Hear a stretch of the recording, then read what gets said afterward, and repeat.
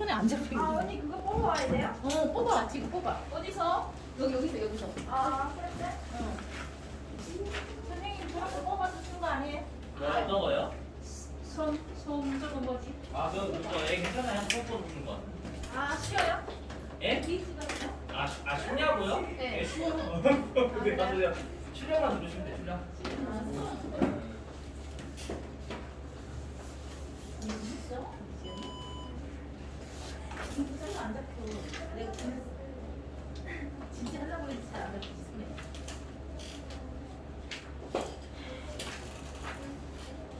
너무 늘어질 거니까. 색깔 좀안 띄게 안 되는 거.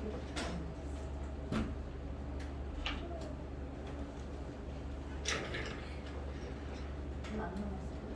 이번 주에 정대 되면 시간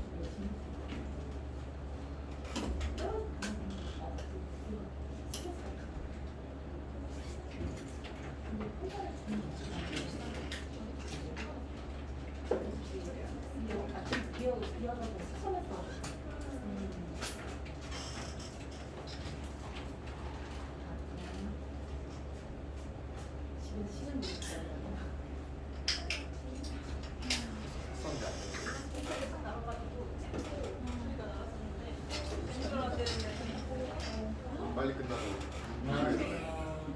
아니네. 지각이다. 아니야 대신 6시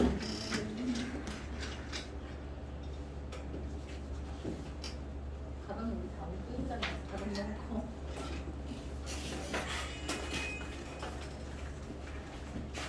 안녕하세요. 네, 오늘 중요한 거는 합니다. 연말 정산 들어갈 거예요. 많이 중요한. 한국 때는 금요일에 끝나는 거예요? 아니 오늘 내일 한 1교시, 2교시인데 그리고 이제 원달 내일이면 마무리돼요. 내일이면 내일이 마무리되고 6문제 정도. 보실게요.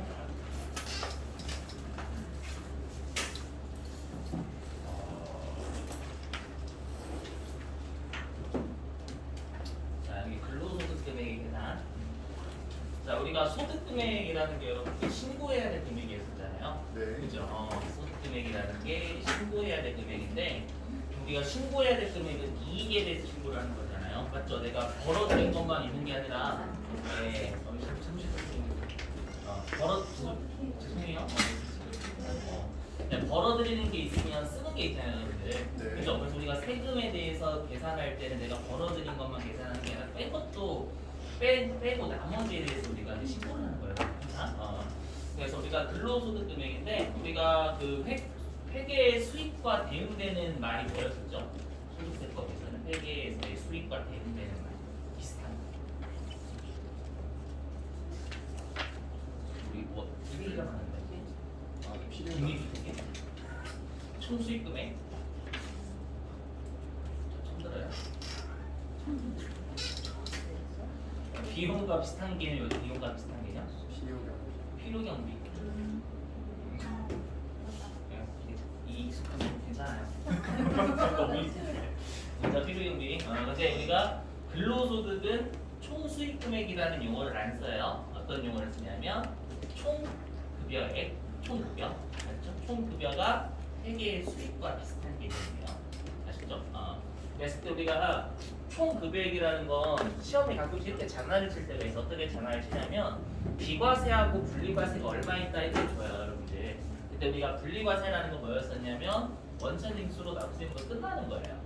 맞죠? 우리 대표적인 게 뭐 로또 이런 거 있을 때 복권, 맞죠? 일용직 근로소득이라든지 이런 거 되게 중요한데 그런 것들은 여러분들 분리과세 소득이었고 분리과세는 원천징수로 납세금가 끝나는 거니까 신고할 게 아닌 거예요. 그래서 소득은 맞지만 빼는 거고, 맞죠? 그다음에 비과세도 마찬가지예요. 우리가 비과세도 소득은 맞아요. 해당 소득은 맞지만 우리가 과세를 하지 않는 거였잖아요. 네.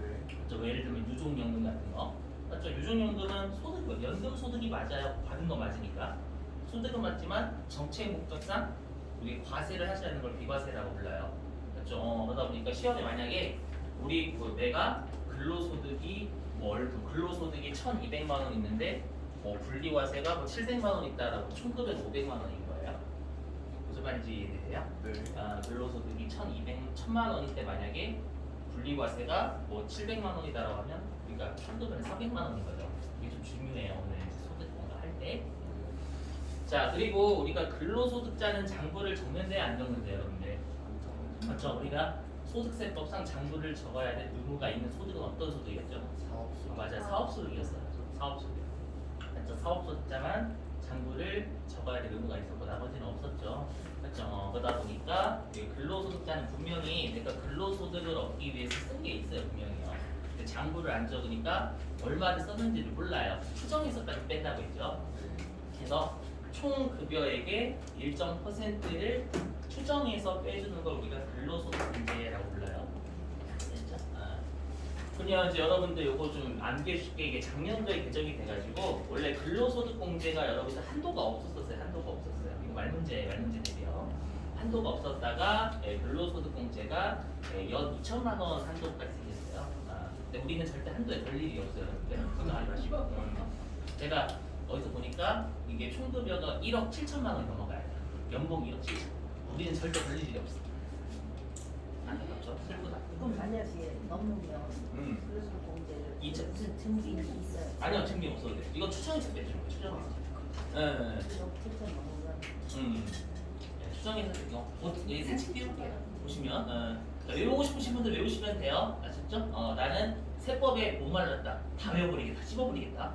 라고 하시면 분들 지금 하나 다 외우시면 됩니다. 여러분들. 띄워볼게요. 저도 잘 못 외워요, 이거는. 정말 외우기 싫겠죠, 여러분들 보시면.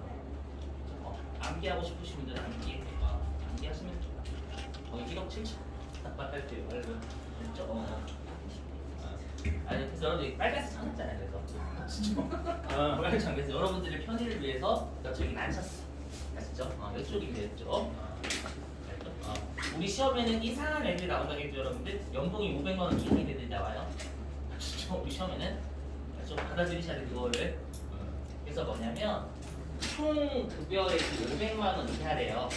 우리 시험 목적상이니까 총 급여가 500만 원 이하면 우리가 얼마를 근로소득 공제로 빼주냐면 총 급여액의 70%까지 빼줘요. 아셨죠? 그럼 그 말은 뭐냐면 우리 시험에 총 급여액이 500만 원이다가 좀 나중에 중요해요 오늘. 그래서 많이 중요한데 내가 딱 총 급여가 500만 원에 걸린대요. 그러면 내가 여기 근로소득 공제는 500만 원의 70%를 받을 수가 있는 거잖아요. 맞죠? 그러면 반대로 얘기하면 500만 원의 30%만큼은 신고를 하라는 거예요. 맞죠? 그래서 총급여액이 500만 원이면 근로소득 금액으로 환산하면 150만 원인 거예요. 이거 가지고 장난을 칩니다, 여러분들. 주의하실 게 총급여는 뭐냐면 비용을 빼기 전이잖아요. 맞죠? 그리고 근로소득 사서 소득 금액은 비용 뺀 후인 거예요. 요거에 파닥파닥 바뀌시면 안 돼. 아시죠? 요거 단순하게 외우시면 만 원은 뭐야? 죄송해요. 오산자는 넘어갈게요. 찍으시고 꼭 외우셔야 돼요. 안 외우시면 큰일 나요. 요즘은. 네.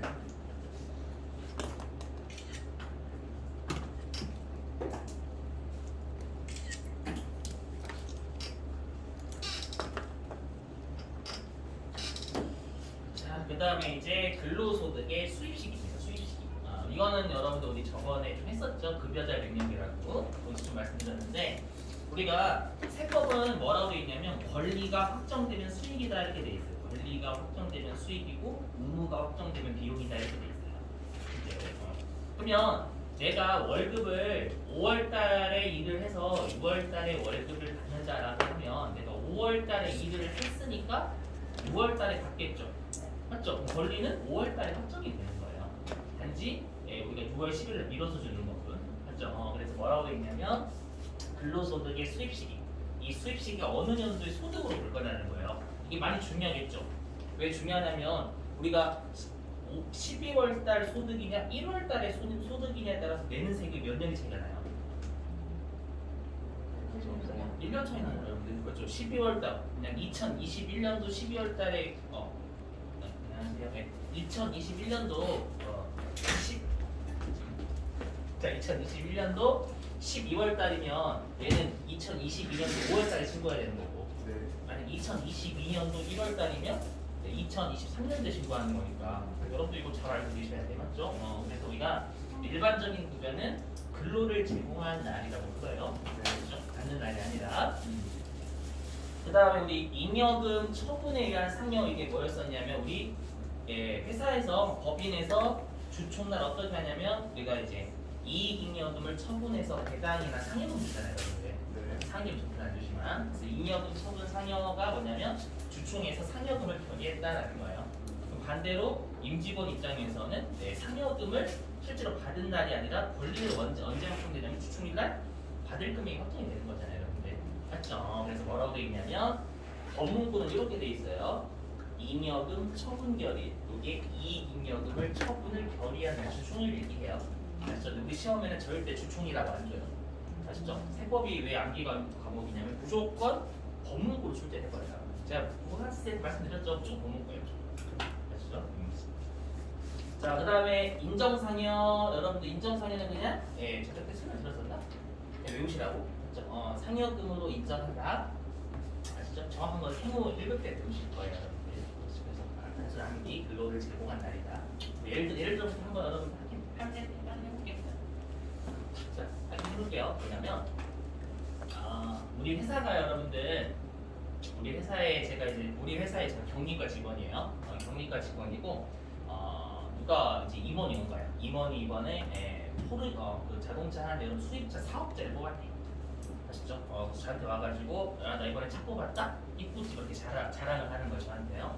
그럼 저는 여러분들 생각은 어떻게 해야 되겠어요? 생각은 이렇게 하지만 그거는 제가 꿈에서 꾸고 있는 거 같죠? 꿈에서나 그렇지. 저기 밖에 됐다가는 갈리죠. 맞죠? 그래서 우리 임원님 얼굴처럼 반짝반짝 빛난다고 아름답다고 차가 진짜 역시 임원님 알아가지고 얼굴이 반짝반짝인가 돼야겠지. 그죠? 흡족하겠죠? 그렇죠? 그래서 이제 그 임원이 뭐라고 하냐, 이번에 엔진이 새로 나왔는데 엔진 좀 가라고 해요. 근데 엔진을 가르라고 하면 자기 돈 줘야 되잖아요. 네. 맞죠? 근데 누구 돈으로 가려고 하면 회사 돈으로 가려고 하는 거예요. 그럼 열심히 갈아야죠, 저는. 맞죠? 아까 말씀드린 제가 갈려. 맞죠? 제가 갈리기 때문에 열심히 가라. 아시죠? 그럼 누가 손해를 본 거예요? 그렇죠? 회사가 손해를 본 거죠. 이득은 누가 취했어요? 그렇죠? 임원이 취했죠. 그럼 나중에 여러분들이 혹시라도 세무 1급으로 올라오시면 이렇게 부당하게 손해를 봤으면 특수관계자와의 거래, 나중에 배우실 건데 특수관계자와의 거래에서요 부당하게 손해를 보면 법인의 비용을 인정을 안 해줘요. 당연하지. 네. 엄마 관련이 없잖아요. 이해되셨어요? 그리고 세무서 입장에서는 부당하게 이득을 취한, 지금은 개인이잖아요. 만약에 부당하게 이득을 취한 애가 개인이면은 소득세 또 때리고 싶은 거예요. 그러니까 이 짓 하지 말라는 거예요. 이해되셨어요? 그러면 우리가 그 부당한 이득을 취한 사람이 지금 임원이잖아요. 네. 그럼 임원이면 정상적인 소득은 근로소득을 얻는 거잖아요. 맞죠? 근데 정상적인 소득을 얻는 게 아니죠. 그러면 그냥 근로소득을 받은 것처럼 봐가지고 때려버리겠다는 거예요. 아시죠? 상여금 받은 것처럼 생각하겠다는 거예요. 아시죠? 그래서 우리가 나중에 법인세를 가시게 되면은 법인 입장에서 비용을 인정하지 않고 뭐라고 처분을 해요. 아시죠? 그럼 법인세를 갚으셔야 하죠, 여러분들. 아시죠? 뭐라고 처분하면 그 이득을 본 개인한테 그 소득세를 때리겠다 이 말이에요. 아쉽죠? 그래서 만약에 방금 했던 게 유언이 아니라 주주면 인정 배당으로 처분하게 돼요. 배당받은 것처럼 보겠다 이렇게 해가지고 어떤 느낌인지 이해되시겠죠, 여러분들? 아시죠? 그러니까 인정상여는 근로를 제공하는 날이니까 그 임원 같은 경우에는 그 연도에 소득을 오겠다는 얘기예요. 아시죠? 좀 어려운 개념. 자, 그 다음에 5번 근로소득의 과세 방법인데요. 우리 실제로 법문구가 어떻게 되어 있냐면 일용 근로소득자를 먼저 정의를 해놔요. 일용 근로자 먼저 느낌 오시죠, 여러분들? 일용 근로자를 먼저 정의를 해놓고 일용 근로자가 아니면 항상 고용되어 있는 상용 근로소득이다 이렇게 정의되어 있으니까 여러분들은 일용 근로소득을 보시면 돼요. 자, 일단은 우리가 일용 근로소득은 법문구에 어떻게 되어 있냐면요. 시간당 일당 이렇게 되어 있어요. 시급이나 일당이 되겠죠, 여러분들. 맞죠? 근데 우리가 편의점 아르바이트생을 일용직이라고 하진 않잖아요. 맞죠? 분명히 시급으로 받는데. 그죠? 왜 그러냐면 여기 있어요. 동일한 고용주에게 3개월 또는 건설 근로자는 1년 미만 고용된 자 이렇게 돼 있어요. 그럼 미만은 뭐예요? 그죠? 내가 일용직 근로자분들 많이 옮겨 다니시잖아요. 네. 맞죠? 그러다 보니까 사장님이 동의돼서는 안 된다는 거예요. 이 기간만큼. 무슨 말인지 이해되시겠어요? 네. 요거. 자, 근데 우리한테 중요한 건 뭐냐면 이동 근로소득은 핵심 요거죠. 무조건 분리과세예요. 무조건 분리과세라는 건 신고할 금액이 있어요, 없어요? 없어요. 맞아요. 신고할 금액이 없는 거라는 걸 여기 우리 시험에서는 그게 훨씬 더 중요해요. 아시죠? 그러면 우리 시험에서 또 나오는 게 이제 말 문제입니다. 계산 문제도 이동직 근로자는 가끔씩 출제를 합니다, 여러분들.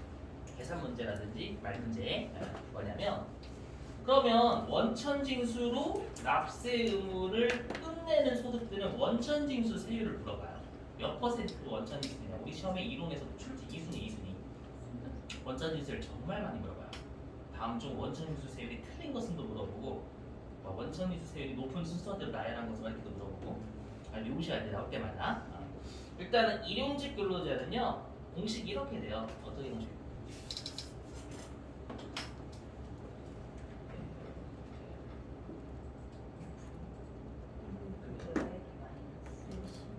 이렇게 좀 보여주기 위해서 좀 이렇게 치우기가 잘 돼요.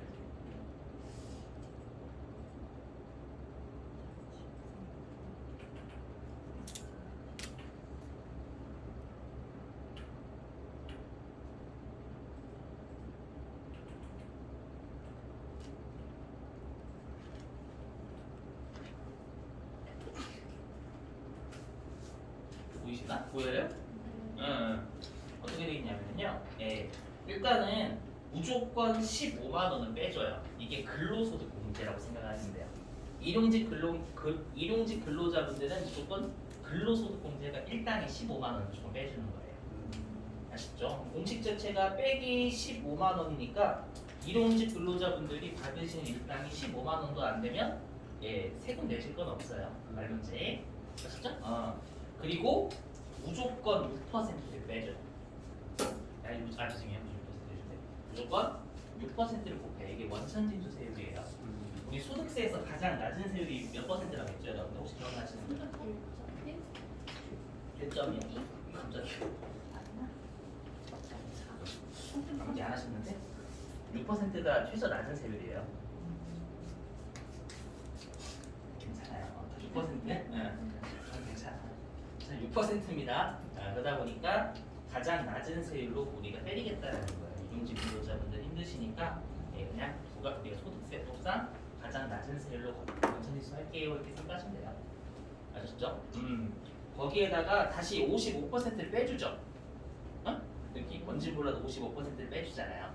왜 빼주냐면 우리가 저번에도 말씀드렸는데 근로소득자가 가장 여러분들 유리지갑이에요. 탈세를 하기 가장 힘들어요. 그걸 세무서도 알고 있어요. 아시죠? 사업소득자는 현금으로 결제를 받으면 탈세할 수도 있잖아요, 여러분들. 그렇죠? 근데 근로소득자는 탈세하기가 거의 불가능해요. 원천징수가 나지 연말정산도 되지. 그걸 알다 보니까 근로소득자이기만 하면 빼주는 게 있어요. 저는 근로소득자이니까 빼줄게. 그게 우리가 근로소득 세액공제라고 해요. 근로소득 세액공제. 근로소득자의 세액을 빼주겠다. 무조건 근로소득자이기만 하면. 아시죠? 그렇게 생각하시면 돼요. 되게 복잡한데 그냥 일용직 근로자분들은 무조건 근로소득 세액공제가 55%예요. 생각하시면 됩니다. 자, 그 다음에 이제 상여근로소득입니다. 자, 우리가 여러분들 근로소득은요 연말정산 대상, 우리 연말정산 설명드렸었죠? 네. 저번에. 그래서 근로소득만 있으면 연말정산 대상 소득이 딱 한 가지밖에 없는 거예요. 연말정산이 정확한 세금 내고 끝이었잖아요, 이게. 네. 맞죠? 그러다 보니까 우리가 근로소득만 있는 경우에는 다음 연도 2월달 연말정산으로 납세액만 끝나버려요. 그래서 실제로 근로소득만 있으신 분들은 5월달에 신고를 안 합니다. 근로소득만 있다면. 아셨죠? 그때 시험에 이제 이런 걸 내요. 시험에 어떤 걸 냈냐면 내가 만약에 이렇게 있대요. 내가 만약에 사례 첫 번째 내가 근로소득도 있고요. 뭐도 있냐면 복권소득도 있는 거예요. 복권소득 이렇게 두 가지가 있대요. 그러면 우리가 근로소득은 어떤 소득이냐면 연말정산이잖아요. 맞죠? 네, 복권소득은 어떤 소득이에요? 맞죠? 얘는 분리과세예요. 분리과세. 맞죠? 우리 복권. 그럼 분리과세라는 건 신고하는 소득이에요? 신고하지 않는 소득이에요? 맞죠? 신고 안 하는 소득이에요. 그러면 내가 연말정산 소득이 있고 분리과세 소득도 같이 있는 거예요. 그럼 신고할까요? 안 할까요? 안 해요. 어차피 얘는 신고 안 하는 소득이니까 항상 분리과세 소득이 같이 있다면 분리과세 소득은 신고 원래부터 안 한다니까 없다고 해석을 하셔야 됩니다, 여러분들. 이해되시겠어요? 그럼 나는 연말정산 대상 소득 한 가지밖에 없는 거니까 이때도 신고를 안 하는 거예요. 이해되시겠어요? 근데 이럴 수 있겠죠. 뭐냐면 내가 근로소득이 있고요. 그다음에 어떤 소득도 있냐면 내가 여기 사업소득 있다고. 여기 사업소득. 우리 그 간편장부 말고 보험모집인 이런 사람 말고. 그럼 얘 근로소득 연말정산이잖아요. 근데 사업소득은 어떤 소득이냐면은 종합과세예요. 신고해야 될 조건.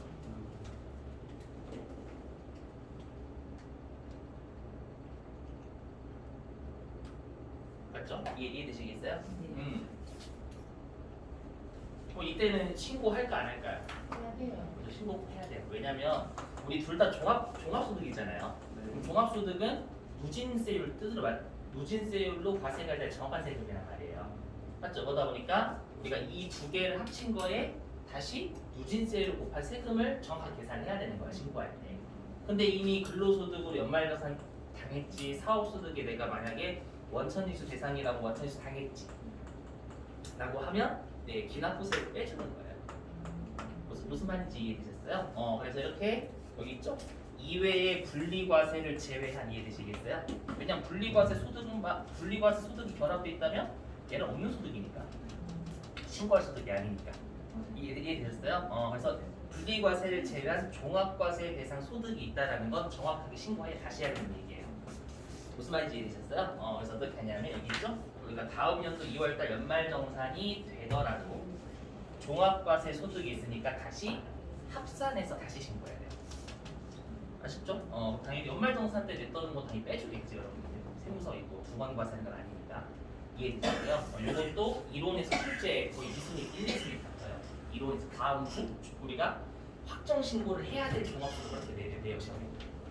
정말 많이 했어요. 정말 나오면 거의 틀려요. 아셨죠? 여러분들이 꼭 소득 우리가 신고할 금액은 소득을 신고하는 게 아니라 신고를 해야 되는 걸 하는 거예요, 여러분들. 소득을 신고하는 건 무조건 아니잖아요, 여러분들.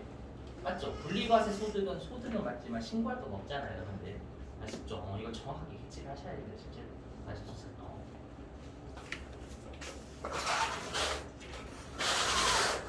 자, 넘어갈게요.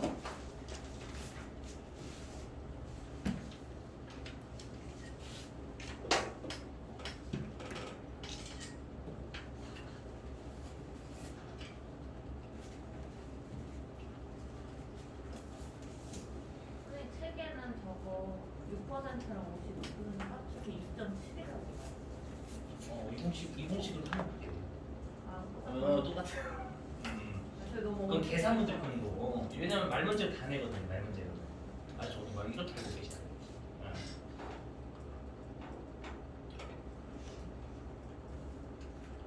자, 그다음 연금소득인데요. 연금소득은 중요성이 많이 떨어져요. 시험에 잘 안 나와요. 이렇게 그냥 바로바로 참 나올 만한 애만 뭐냐면 우리가 앞으로 이제 여러분들이 알고 계셔야 될 게 뭐냐면 이거 했었나? 아니 뭐냐면 우리가 그 법에 의해서 강제적으로 내는 연금이 있죠. 대표적인 게 국민연금, 그다음에 뭐 공무원, 대단 직종인, 경찰, 군인 뭐 이런 거, 맞죠? 선생님 사립학교 그런 걸 우리가 뭐라고 부르냐면 공적이다라고 말을 붙여요. 소득세법, 공적 연금. 그다음 우리가 보험료 중에서도 강제적으로 내는 보험료 있죠. 그렇죠? 건강보험, 고용보험 이런 거 있잖아요. 장기요양보험, 맞죠? 이렇게 법에 의해서 강제적으로 내는 거 공적 연금, 공적 보험료 이렇게 불러요. 이해되시겠어요? 근데 우리가 반면에 뭐예요? 내가 만약에 어떤 뭐 안보험료라든지 뭐 이런 거 아니면 내가 개인적으로 내가 어떤 내가 은행에 가입해가지고 연금을 낼 수도 있잖아요, 여러분들. 그건 강제예요, 선택이에요? 선택이죠. 선택이죠. 그런 것들을 뭐라고 하는데 사적. 그래서 우리가 개인적으로 내도 되고 안 내도 되는 연금이나 보험을 사적 연금, 사적 보험 이렇게 불러요. 그럼 제가 이걸 왜 열심히 강조드리냐면 시험에는 사적인 애들이 훨씬 중요해요.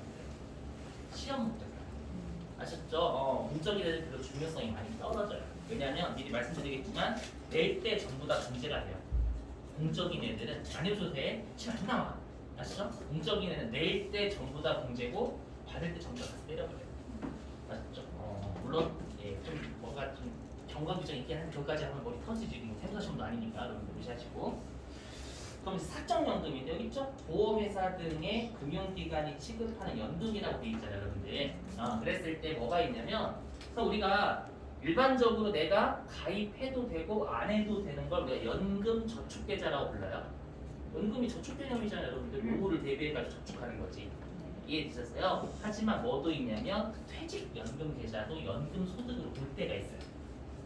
그럼 여러분 우리가 퇴직연금이 어떤 형하고 어떤 형이 있었죠? 우리 형? 죄송해요. 농담. 기어형? 연초님. 급여형. 맞죠? 기어형 급여형이 있었잖아요, 여러분들. 근데 우리가 기어형이지, 기어형. 네. 맞죠? 기어형 같은 경우에는 내가 이제 퇴사를 하고 찾을 수 있죠. 네. 그죠? 근데 실제로 내가 퇴직연, 내가 확정 기여형에 지금 내가 일하고 있잖아요. 연금 거기다 넣을 수도 있죠. 넣을 수 있어. 내가 자발적으로. 아셨죠? 넣을 수도 있고 실제로 그 퇴직연금 내가 퇴사를 하게 돼서 퇴직연금을 받잖아요. 그러면 정부 입장에서는 어떻게 좀 유인을 하고 싶냐면 네가 연금 형태로 좀 인출을 해주길 바래요. 꼬박꼬박. 왜냐면 우리가 이런 사건이죠. 내가 퇴사를 했는데 그걸 일시불로 찾아버려요. 그럼 일시불로 찾으면 날파리들이 보이죠. 일단은 우리 아들 저 사업 좀 이렇게 풀돈 2배, 3배 불려드릴게. 어머니, 아버지. 그리고 이제 잠수를 타죠. 그렇죠? 내셨어요? 그 친구의 보증 좀 퇴직금 받았더라 이렇게. 맞죠? 그러니까 일시불로 찾는 거 원치 않아요.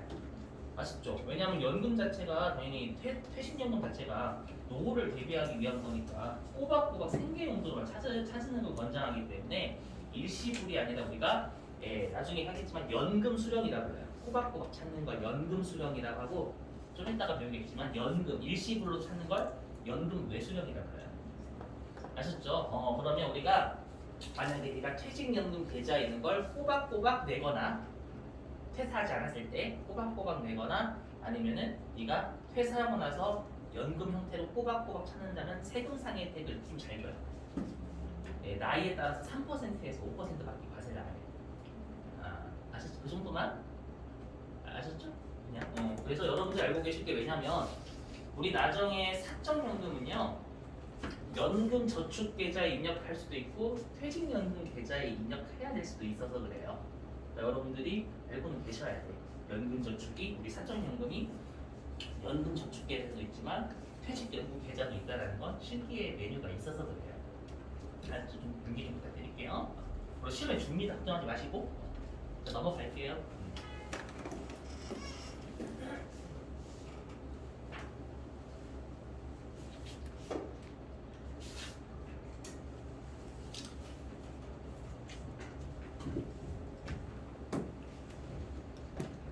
그 다음에 연금 공적연금도 마찬가지입니다. 공적연금도 여러분들 언제 공적연금만 내가 있잖아요. 공적연금만 있으면 신고 안 해도 돼요. 왜 신고 안 해도 되냐면 1월달에 연말정산을 끝내요. 공적연금. 이것만 기억하시면 돼요. 공적연금은 1월달에 연말정산한다. 기억하시고 그 다음에 이제 주의해야 될 게 뭐냐면 마찬가지죠. 내가 공적연금 소득만 있대요. 그러면 원천징수로 연말정산으로 납세의무가 끝나는 거예요. 근데 여러분 조심하실 건 질문입니다. 내가 근로소득하고 공적연금 소득이 같이 있대요. 그럼 얘는 신고할까요, 안 할까요? 합니다. 그지? 왜냐면 잠깐 버렸어. 연말정산 대상 소득이 한 가지만 있을 때 신고를 안 하는 거예요. 여러분들 연말정산이라는 것 자체가 소득을 주는 자가 자신이 지급하는 소득밖에 없다라고 하고 하는 거예요. 이해되셨어요? 그래서 연말정산 대상 소득이 2가지 이상이면 누진세를 두드려 맞아야 되는 거예요. 무슨 말인지 이해되시겠어요? 네. 아셨죠? 오해하시면 안 돼. 연말정산 소득이 한 가지만 있어야 신고 안 하는 거예요. 2가지 이상이면 누진세를 맞아야 되는 거잖아요. 네. 아셨죠? 그렇기 때문에 조심. 자, 그 다음에 사적연금은요, 여기 있죠. 사적연금이 1,200만 원 이하이면 내가 종합과세가 될지 분리과세가 될지 선택이 가능합니다. 아시죠? 내가 유리한 방향으로 선택을 하면 돼. 근데 시험에는 어떻게 하는 게 유리하다 안 됩니다. 절대. 아시죠? 그냥 암기만 하시면 돼요. 자, 넘어갈게요. 궁금하신 건 개인적으로 질문하시고 시험에 안 나오는 건.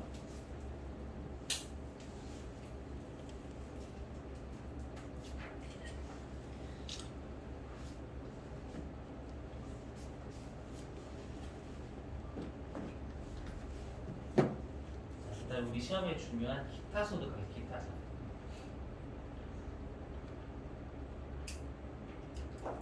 보이시죠? 기타 소득 다 이래요. 자, 기타 소득은 뭐냐면 말 그대로 우리가 원래 소득세가 8가지 소득이 있다고 했잖아요. 맞죠? 그 8가지 중에 7가지 소득이 아니면 다 기타 소득으로 과세가 됩니다. 이렇게 생각하시면 돼요. 그래서 여기 쪽 기타 소득의 정리. 기타 소득이랑 이자, 배당, 사업근로, 연금, 퇴직, 양도가 아닌데 일시적인 소득들을 과세하고 싶기 때문에 기타 소득으로 과세를 해요. 아셨죠? 뭐 시험에는 기타 소득 잘 물어보거든요. 계산 문제까지 내요, 심지어. 해보면. 자, 일단은 핵심이 여기에요. 일시적인 소득이에요, 일시적인 소득. 그래서 보시면, 자, 동그라미 1번은 저작자, 방송사업자, 외자가 받는 소득이다 라고 되어 있죠.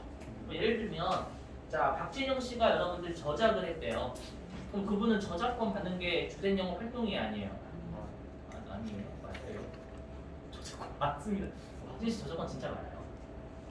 맞죠? 박진영 씨 저작권 진짜 많습니다. 희태한 거가 진짜 제가 많은 걸로 알고 있어요, 실제로. 그리고 자기 거 맨날 만들잖아요. 이거 나오잖아요. 그죠? 진짜 자기가 저작했다라고 강조하는 거예요. 재미없죠? 실제로 맞아요. 그러면 그분은 사업소득이 돼요. 계속 반복적인 소득입니다. 근데 여러분들이 저작을 했대. 소득세 짜증나 이렇게. 거기 소득세 짜증나. 재미없죠? 소득세 짜증나 했는데 히트한 거야. 왜냐면 소득세를 싫어하는 사람이 많았거든요. 암기할 때는. 네, 세법 옆으로 그러는데 막 여기 짜증나가지고 공감한다 해가지고 여러분들이 그게 막 조회수 엄청 나는 거예요. 그래서 빨리 유튜브 막 멜론에 올려다가 사람들이 시위한 거예요. 여러분들이 저작하는 걸. 그런 일은 없겠죠. 그래서 지어낸 거야 지금. 그래서 여러분들이 저작권료를 받으셨어요. 일시적인 소득이 있잖아요.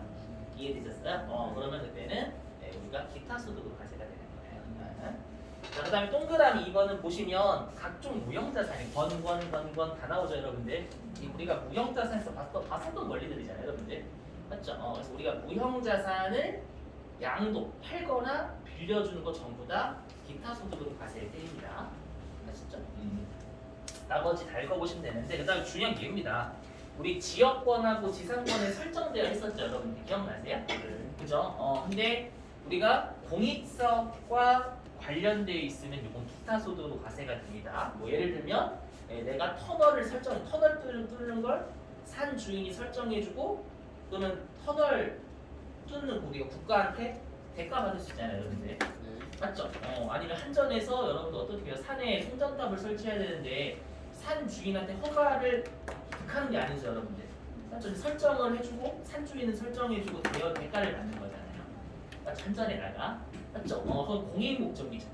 맞죠? 그래서 공익 목적과 관련된 지상권이나 지역권에 설정하고 대여해주고 받는 소득, 기타 소득으로 과세가 돼요. 왜 그런지는 곧 할 거에는 좀 혜택이 있거든요. 아시죠? 할 거고. 자, 그다음 우리 시험에 가장 중요한 건 얘예요. 일시적인 인적 요령입니다.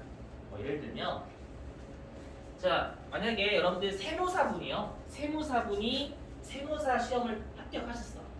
그래서 막 세무법인에 입사해서 월급을 받으시는 거예요. 그럼 그건 어떤 소득이 될까요? 그건 근로소득이 맞아요. 근로소득이고 그 다음에 내가 이제 그 세무사분이 세무법인에서 한 5년 동안 일을 하시고 그 다음에 이제 세무사 사무실을 차리셔가지고 소득을 얻으신대요. 그건 어떤 소득이죠? 맞아, 사업하시죠. 괜찮았어요? 근데 그 세무사분이 워낙 유명하신 분이라 저기 대학교에서 초빙해서 강의 좀 해달라고 부탁을 했대요. 그래서 그 세무사분이 대학교에서 강의를 해주시고 얻은 소득은 기타 소득이에요. 일시적인 소득입니다. 이해되셨어요? 다 보시면 다 뭐냐면 고용관계 없거나 일시적인 소득들이에요. 아시죠? 이거 보시면 다 그렇습니다, 여러분. 할게요. 꼭 다르죠.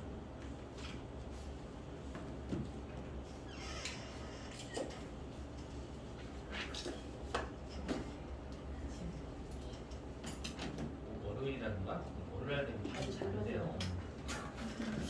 월요일 참 잘한대요.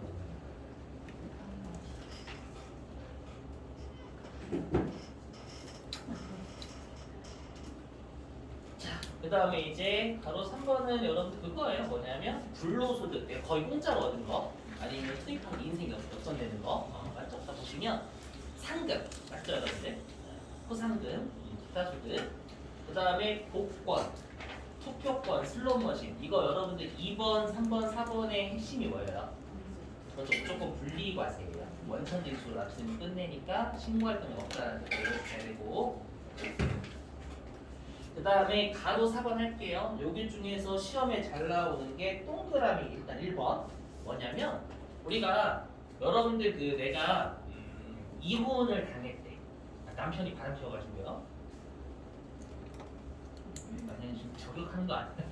사례 들려고 그런 거야. 죄송해요. 그럼 안 할게. 그걸 안 하고 네 할게요. 남편이 남편이 바람 피워가지고 야 이혼해! 해가지고 이혼했대요. 그럼 뭘 받아야 돼요 여러분들? 위자료 받아야죠. 그게 손해배상금이죠. 네. 맞죠? 그래서 우리가 원칙적으로 정신적, 육체적으로 피해 입은 거 있잖아요. 피해를 입으면 손해배상금 받죠. 그 다음에 대가를 늦게 받으면 또 이자까지 받아내야 돼요. 이해되셨어요? 그게 뭐냐면 손해배상금과 법정 이자예요.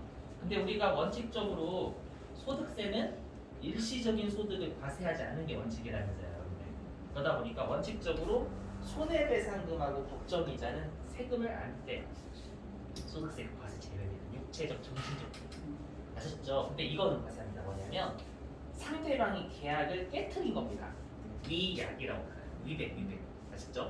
또는 상대방이 계약을 해지해버린 거죠. 이걸로 인해서 받는 위약금과 배상금은 기타 소득을 과세를 때립니다. 정신적, 육체적인 피해는 아니기 때문에 단순 암기업이니까 아셨죠? 알고 계시고 그 다음에 동그라미 2번 노동조합의 전임자가 뭔지 아시는 분?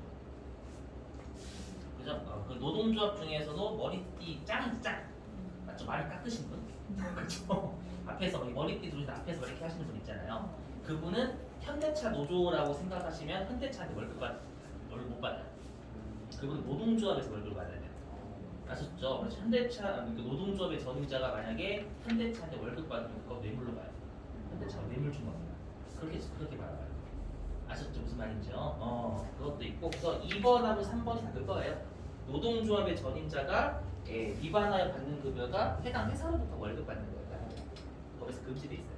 아셨죠? 그리고 뇌물 아셨죠? 뇌물은 그러니까 이거 두 가지는 이중과세예요. 어떻게 하냐면 뇌물이나 노동조합 전임자가 받으면 일단 토해내야 돼요.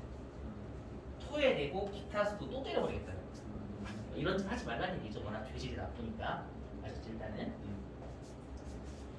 자, 그 다음에 아까 했었지만 우리가 내가 이제 아까 연금 계좌 있었잖아요. 연금 계좌에서 원샷으로 찾으면 기타 수도로 내려가요. 아까 연금 계좌에서 연금으로 수령하면 우리가 연금 소득을 과세가 세금상 혜택이 좀 있어요. 세금상 혜택이라는 건 뭐냐 빼주는 게 아니라 과세하는 금액이 적다는 얘기예요.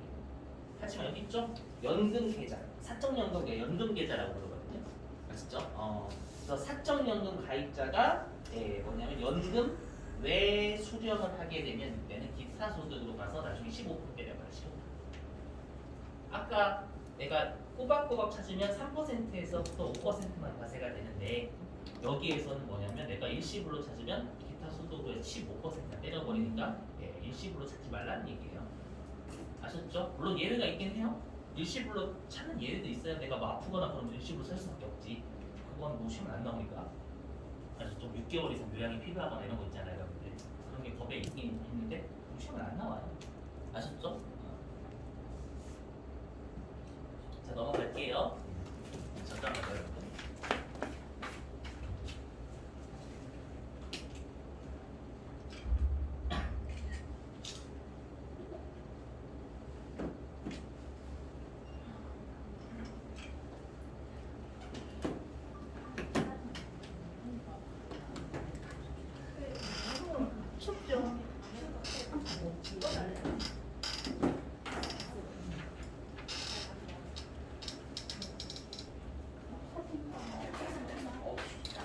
딸이지. 선생님 좀 아이, 뭐 많이 초신 것 같아 지금. 자, 그 다음에 이제 여기 기타 일치소득. 이건 배웠던 건데 뭐냐면 우리 기억나시죠? 우리가 주식 매수 선택권이라고 해가지고 기억나시죠 여러분들? 네. 바로 할게요. 내가 주식 매수 선택권을 재직 기간 중에 행사하면 근로소득으로 과세가 되지만 다시 한번 동영상 나중에 보시고 여러분들 꼭 배운 지 이틀 됐잖아 이틀. 중간 때까지고 기억나. 자 근데 주식 매수 선택권은 내가 퇴사 후에 행사하거나 고용 관계 없이 행사하면 일시적인 소득이니까 이때는 우리가 기타 소득 과세. 그런 얘기 들었다 마음이 너무 아파. 자, 그다음에 동그라미 8번은 뭐냐면 이게 여러분들 그 재산의 은닉 수단이 대표적인 예전에는 서화하고 골동품이었어요. 과세를 안 했었거든요. 옛날에는 안 했어. 근데 얘를 언제부터 과세를 하기 시작했냐면 팩트입니다. 정치적인 발언 떠나서 아주 오해하지 마시라고 뭐 좌판이라고 하실까봐 박근혜 정부 때예요. 알았죠? 박근혜 정부 때 세금을 좀 걷고 싶은데 어떻게 할 수 없으니까 서화 골동품을 파는 걸 과세를 박근혜 정부 때부터 했어요. 아셨죠? 근데 무조건 과세하는 게 아니라 금액이 좀 커야 됩니다. 여기 보시죠? 6천만 원 넘어가야 돼요. 알죠? 6천만 원 이상해야 되고요. 그 다음에 현재 생존하는 국내 작가는 비과세. 아셨죠? 왜냐하면은 당연히 지금 생존하시는 작가분의 소득 만약에 그걸 서화골동품을 과세하면 생계에 지장을 받아요. 무슨 말인지 이해되셨죠? 그래서 현재 생존 작가. 아셨죠? 외국자가 필요 없고 꺼지라고 하고 최초학생도 뭐든 아셨죠? 그 다음에 돌아가신 분은 돌아가셨으니까 죄송해요. 일단 다시 할게요. 이렇게 아셨죠? 자, 그 다음에 동그라미 10번.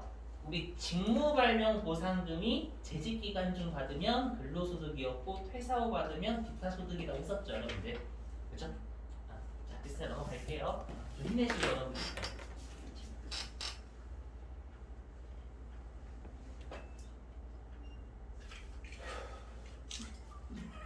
아니 한숨 쉬는 게 아니라 호흡이 너무 딸려가지고 마스크 썼어도 적응이 안 되더라.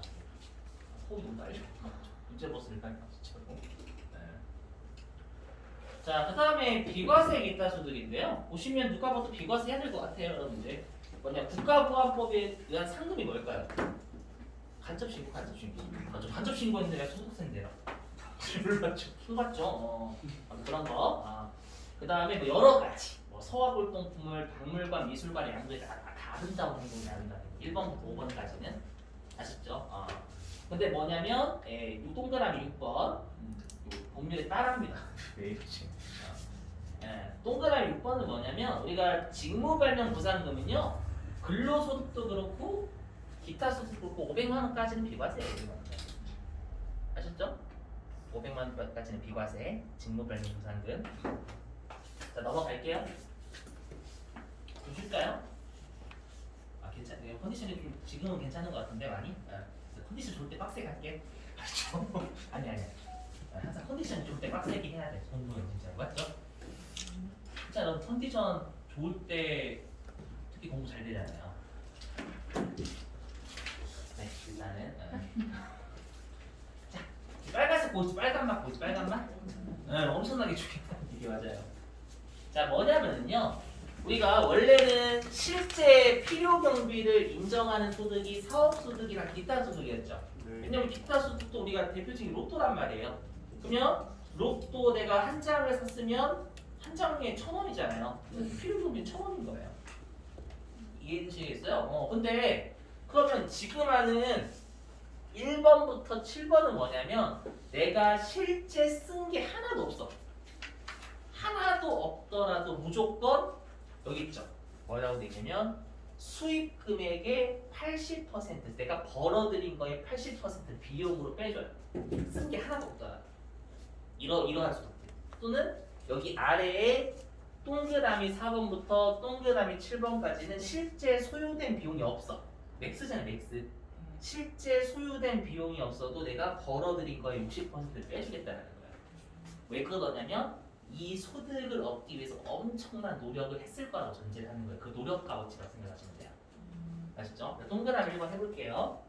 자, 공익법인이 주무관청의 승인을 얻어서 시상하는 상금과 보상이래요. 뭐 예를 들면 뭐 어디라고 할까요? 어느 단체에서 여러분들 뭐 경기도 마라톤 대회를 열었대. 아시죠? 그 관청이 허가를 수원시 허가를 얻어가지고 경기도 의회의 허가를 얻어가지고 이번에 경기도 마라톤 대회를 열었대요, 여러분들. 근데 거기에서 상금과 보상을 받으려면 일단 입상을 해야 될 거 아니에요. 네. 맞죠? 그럼 여러분 어떻게 해야 돼요? 거기 입상하려 마라톤 대회에서 엄마를 많이 찾아야죠. 엄마 달릴 거예요. 한이는 뭐 이렇게 해야 되잖아요, 여러분들. 한이 안 보셨어요, 여러분? 많이 달려야 돼요. 엄마 많이 찾아야 돼요. 엄마 나타나거든. 죄송해요. 아무튼 그래서 마라톤 이런 데에서 1등 하려면 여러분들 엄청난 노력해야 되잖아요. 상금 얻으려면. 네. 맞죠? 그 노력치를 80%는 인정해 준다라고 생각을 하시면 됩니다. 자, 그 다음에 동그라미 2번 주택 입주 지체 상금은 뭐냐면 내가 주택의 입주가 늦어져서 받는 보상금이라는 뜻이에요. 대표적인 그거죠, 여러분들. 우리가 재건축합니다. 재건축하면 기존에 사시던 주민분은 일단 어디 있어야 돼요? 그렇죠. 다른 집에 있거나 아니면 모텔 같은 데 묵어야 되잖아요, 여러분들. 맞죠? 그리고 이제 재건축, 이제 재개발 끝났어. 그리고 내가 설레는 마음으로 들어갔는데 갑자기 공사가 1년이 지연됐대. 그렇죠? 눈물이 앞에 가리죠, 여러분들. 맞죠? 그러면 이제 건설회사로부터 보상금을 받아요. 되세요? 그럼 다시 눈칫밥을 얻어 먹어야죠. 시댁에 살거나. 눈칫값을 80% 미안요. 그렇게 아셨죠? 주택의 입주가 지연되면 다른 곳에 머물러야 되잖아요. 네. 맞죠? 불쌍하니까 그 불쌍한 값을 80% 인정해 준다라고 생각하시면 됩니다. 아셨죠? 자, 그 다음에 동그라미 3번 서화골동품의 양도소득은요 뭐냐면 과세를 하지 않았다가 과세를 한 거잖아요. 박근혜 정부 때부터. 네. 그러다 보니까 뭔가 혜택을 주겠다는 거예요. 과세하지 않다가 과세를 했으니까 그냥 당초에 수익 금액의 80%를 빼주는데 얘를 10년 이상 보유하고 팔면 90%까지 빼줘요. 아셨죠? 얘는 이유가 없어요. 과세하지 않다가 과세하는 게 혜택 준다 이렇게 생각하시면 돼요. 아셨죠? 넘어갈게요. 자, 아래 거 보시면 뭐냐면 자, 동그라미 4번 과목권, 어업권, 산업재산권 이게 무형자산이잖아요. 이런 권리는 그냥 얻어요? 아니죠. 특허권, 상표권 이런 것들은 그만큼 그 권리를 얻기 위해서 많은 노력을 해야죠. 맞죠? 그러다 보니까 쓴 게 없어도 최소 60%는 비용으로 빼주겠다는 거예요. 아셨죠? 그다음에 동그라미 5번도 마찬가지입니다. 여기 있죠? 아까 했던 공익사업과 관련돼서 지상권 같은 걸 설정하면 나라한테 도움이 되는 거잖아요. 송전탑 설치 시켜주는 거고 그 다음에 터널을 뚫어주는 거니까 무슨 말인지 되셨어요? 그래서 나라를 위해서 해준 거기 때문에 60% 인정해 준다라고 생각하시면 됩니다. 오케이? 되셔요? 자, 그 다음에 동그라미 6번 일시적인 문예 창작 소득은 뭐냐면 창작의 노동이라고 생각하시면 돼요. 시상이 떠오르는데 자꾸 머리가 아파. 아픈 값어치를 60% 인정해 준다고 생각하시고 아셨죠? 자, 그 다음에 일시적인 강연료 있죠? 강의는 아무나 시켜주나요? 아니죠. 전문가를 시켜주잖아요. 그 전문가가 되기 위한 노력을 60% 인정해 준다고 생각하시면 됩니다. 시험에 더럽게 잘 나옵니다. 아셨죠? 자, 넘어갈게요. 좀만 참아봐요.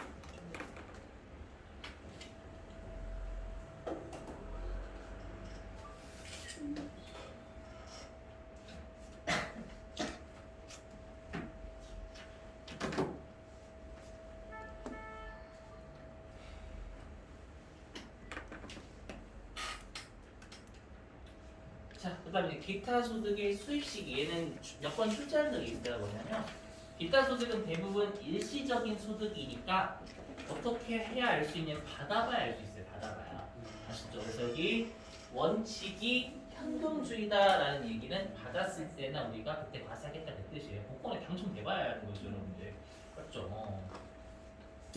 자, 그 다음에 원천징수입니다. 이거 시험에 잘 내요. 원천징수는 뭐냐면 일단은 원칙이 이 기타 소득은 기타 소득 금액의 20%를 곱합니다. 근데 여러분들이 꼭 외우실 게 뭐냐면 20%만 외우시는 게 아니라 필요 경비를 차감 후에 기타 소득 금액까지 한다라는 걸 좀 암기해 주셔야 돼요. 자, 무슨 말인지 해볼게요. 사례 가지고 볼게요. 사례 보시면 요걸 계산 문제로 내요. 할게요. 뭐냐면 자, 학원 강사 김민국이 XX 대학에 일시적으로 강의를 했대요. 딱 봐도 일시적인 강연료죠, 여러분들. 아, 그리고 100만 원을 받았다. 원천 징수할 금액. 이렇게 하면 많은 사람들이 답을 어떻게 하냐면 20% 외웠어. 그래서 20만 원이라고 답을 엄청나게 하세요. 틀려요. 20만 원 오답이 있어요. 왜냐면 아까 했던 일시적인 강의료는요. 이 소득을 얻기 위한 값어치를 60%를 인정해 준다 그랬어요. 네. 맞죠? 그래서 어떻게 하냐면 공식이 100만 원. 요게 총 수익 금액이잖아요. 네. 여기에다가 100만 원의 60%는 빼요. 요게까지 계산한 게 기타 소득 금액이잖아요. 네. 이해되시겠어요? 여기에 20%인 8만 원이 원천 징수가 됩니다. 그래서 시험에 잘 나요. 맞았죠? 그냥 20%만 외우시면 안 돼. 그래서 아까 제가 다 빨간색 다 쳐놓은 거예요. 말 문제도 잘 나오지만 계산 문제에서 이게 딱 좋아요. 무슨 말인지 이해되시겠어요? 네. 주의하시고. 자, 그래서 기타 소득은 기타 소득 금액이에요. 필요 경비까지 차감한 후. 네. 아셨죠? 그러니까 아까 했던 최소 60%나 최소 80% 비용으로 인정해 주는 거 여러분 암기해 주셔야 되고. 자, 그 다음에 우리가 복권, 아까 했던 복권, 뭐 슬롯머신 이런 거 있잖아요. 투표권. 얘네들은 3억까지는 20%고요. 3억을 넘는 건 30%입니다. 이거 보시면 됩니다. 응? 저 10억이면 3억까지가 20%고 7억이 30%인 거예요. 아셨죠? 3억 초과분이라고 돼 있으니까. 아시죠? 3억까지는 20%, 3억 초과하는 거에 대해서 30%좀 많이 듣죠? 그죠? 이거 전체적인 대박이긴 하지만. 자, 그 다음에 기타 소득으로 연금에 수령한 거가 15%라고 했었죠, 여러분들. 암기해 주시고. 자, 그 다음에 중요한 게 이 4, 5번이에요. 자, 5번부터 할게 뇌물. 자, 일단 뇌물은 원천징수 대상이 아닙니다. 생각을 해보세요. 자, 제가 이제 여러분들한테 뇌물을 드려. 아셨죠? 근데 내가 세법을 배웠어. 여러분들한테 막 10억짜리를 드리는 거예요. 뇌물을 드리면서 제가 기타 소득을 좀 배웠어요. 여러분들한테 이런 당황하게 못모하게 갑자기 뇌물을 주는 기타 소득을 배웠대. 나는 원천징수를 20% 해야 된다는 걸 알고 있다. 이렇게. 근데 여러분이 생각하시죠. 나는 뇌물을 주는데 원천징수 왜 해? 난 배웠어 일단. 그래서 20%니까 2억 원을 원천징수하고 8만 원, 8억만 드릴게요. 이거 당황하는 거지? 또 어디 가시게 했더니 원천징수 했으니까 세무세 세금 내려가야죠. 그쵸? 세무세 세금 내려갑니다. 안녕하세요. 지금 아까 뇌물을 줘야 되는데 제가 소득세 배웠거든요. 20% 원천징수 한다라는 거 배웠어요. 세무세한테 이쁘죠? 해가지고 2억을 딱 드리는 거야. 세무장이 이렇게 하면서 기특하네 가세요라고 할까요? 아니면 빵으로 보낼까요? 빵으로 보내겠죠. 단방이에요. 단방. 이해되시겠어요? 뇌물을 그래서 원천징수하는 도라이는 없어요, 여러분들. 진짜 많이 심각한 거지. 좀 웃기잖아요. 상황 생각해보시면. 그렇죠? 무슨 말인지 이해되시겠어요? 그 다음에 4번은 뭐냐면 4번은 요거예요. 보시면 뭐냐면 자, 여기 의리 매도자. 매도가 뭔지 아시죠, 여러분들? 매도자. 판매자 해가지고 이 갑이 매수자.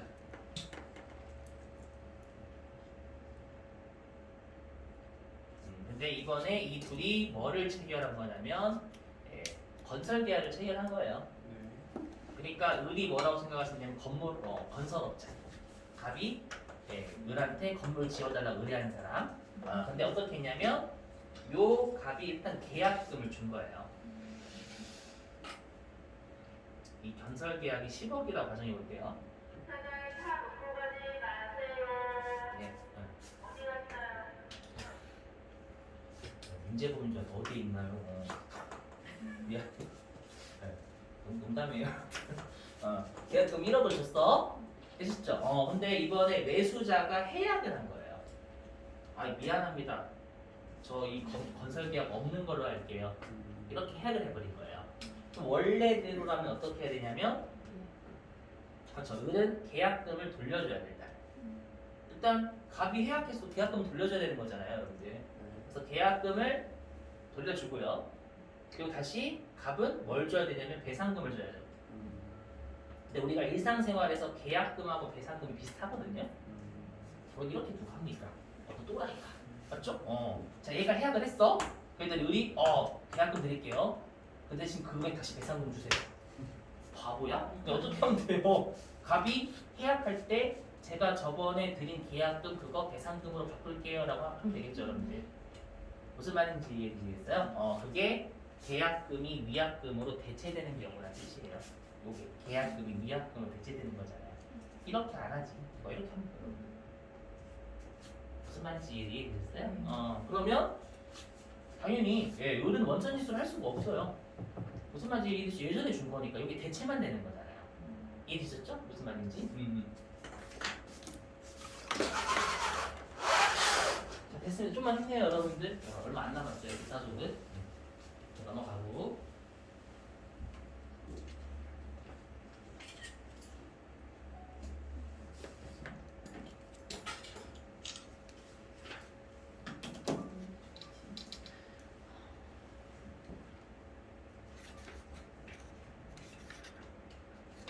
자, 그 다음에 과세 최저화는 뭐냐면 과세를 하지 않겠다입니다, 여러분들. 동그라미 1번은요, 여러분 너무 어려워요. 이거는 여러분들이 도박을 해보셨었어야 돼. 그렇죠? 저는 알거든요. 예전에 토토 한번 해가지고. 아니 사설 말고요. 합법적인 거. 합법적인 배트맨이라고. 여러분 신정환 아니에요. 오해하지 마시고. 아시죠? 실제로. 시뮬해 볼게요. 뭐냐면 우리가 합법적인 거 있잖아요. 시험에 나오기 때문에 한번 합법적인 애들은 구매 금액이 10만 원까지만 정해져요. 10만 원이 넘게는 못해요. 절대. 아시죠? 그래서 내가 뭐냐면 구매 금액이 10만 원 이하입니다. 아시죠? 근데 당첨된 금액이 10만 원 이하예요. 자, 생각해보세요. 내가 9만 원을 벌었어요. 그랬더니 내가 9만 3천 원에 당첨이 된 거예요. 안 그래도 킹 받죠? 열 받죠? 일단은 9만 원 투입했는데 9만 3천 원에 당첨된 거야. 그렇죠? 일단 여기 있어 열 받아. 3천 원 땄어? 내 나라에서 기타 소득이나 과세할게. 때리고 싶겠지만 정 가가지고 별로 안 그러면 3천 원 땄는데 갑자기 때리겠대. 너무 아시죠? 그렇게 생각하시면 돼요. 그 다음에 슬롯 머신은 200만 원 이하. 아시죠? 중요하지 않고 이거는 뭐 우리가 해보지 않으니까. 중요한 건 동그라미 3번이에요. 왜냐면 동그라미 3번은 뭐냐면 우리가 기타 소득 금액이 5만 원 이하면 세금 안 내도 돼요. 그래서 여러분들이 만약에 복권에 5만 원 이하에 당첨되시면 그냥 다 가져가시는 거예요. 세금 안 떼요. 5만 원 이하. 받아들이시 해볼게요. 똑똑히 넣으시면 돼요. 보시면. 자, 학원 강사 김민국 있잖아요. 일시적으로 강의를 하고 10만 원을 받았대요. 얼마 과세할까요? 일단 일시적인 강의잖아. 몇 퍼센트 인정해요? 비용. 60% 인정하죠. 그럼 원천지수세율 몇 퍼센트예요? 60%. 얼마 과세? 8,000원. 그럼 틀려요. 과세 안 하는 거 맞아요. 왜냐면 여기 있죠? 여기 안 나와.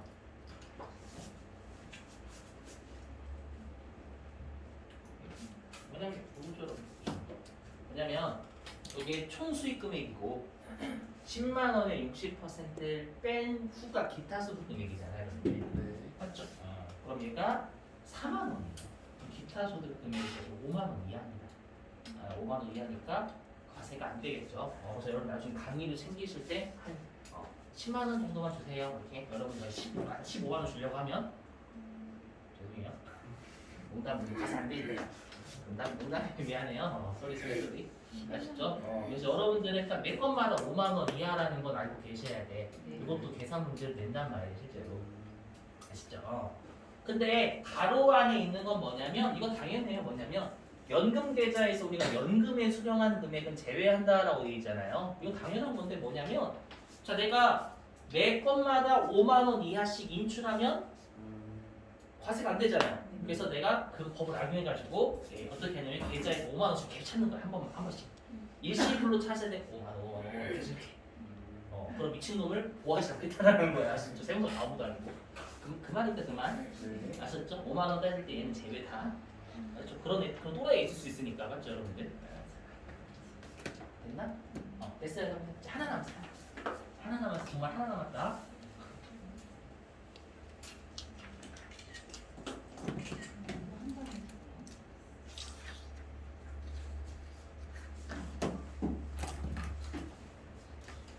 자, 과세 방법인데 됐다. 자, 과세 방법인데 일단은 외우셔야 돼요 시험에. 자, 일단은 여기 무조건 분리과세는 대표적인 게 우리가 원천징수 안 되는 애들이죠 여러분들. 그죠? 그래서 원천징수 안 되는 애들. 이거 무조건 끝내는 거잖아요. 원천징수로. 대표적인 게 여기 복권 등 당첨소득이에요. 여러분 외우셔야 돼. 얘는 신고할 금액 없고, 그 다음에 마찬가지예요. 연금 계좌에서 내가 일시불로 찾으면 신고 안 해도 됩니다. 얘도 원천징수 납세로 끝낸다라고 없는 거다. 단순 암기. 그 다음에 서화 공동품의 양도로 인한 소득도 우리가 신고 안 해도 됩니다. 왜냐면 당초에 과세를 안 했잖아요. 안 했다가 과세를 해버리니까 혜택을 주는 거예요. 신고는 하지 마. 그래서 아까 80%도 인정해 준 거예요. 아셨죠? 자, 그 다음에 무조건 종합과세. 대표적으로 뇌물을 내요. 그 시험 잘 내요 뇌물. 뇌물은 무조건 종합과세예요. 왜냐면 우리나라에 원천징수 안 되잖아요. 네. 맞죠? 원천징수 안 됐으니까 신고 무조건 하라는 거야. 안타깝지만 웃기긴 하잖아. 뇌물 신고해. 이렇게 걸리면 신고하는 걸리면 아시죠?